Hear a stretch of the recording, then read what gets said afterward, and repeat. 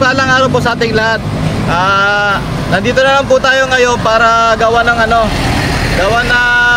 paraan hamak ng mga kasama nating mga rider.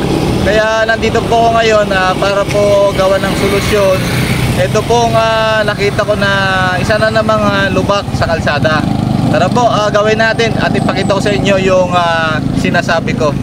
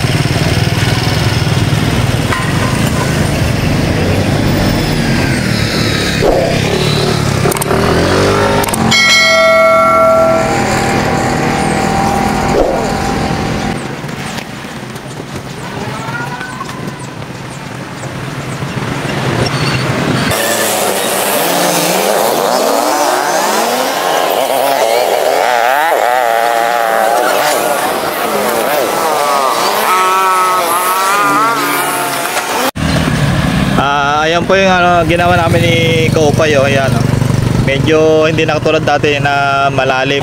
Yan po siya. Ayan, mamaya papakita natin yung mga dumadaan kung ano yung kung babagal pa ba sila o hindi. Yan.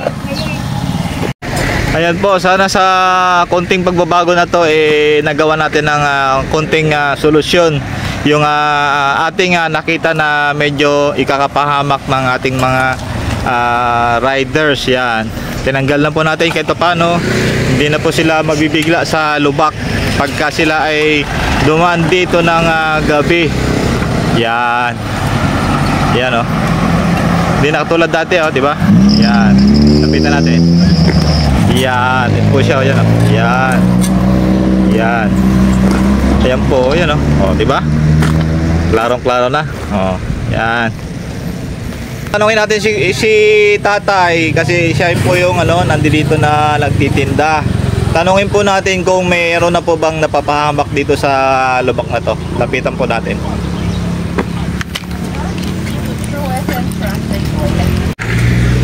Tayo, meron na po bang nadidisgrasya dyan o nadudulas or napapahamak, mga ganyan po?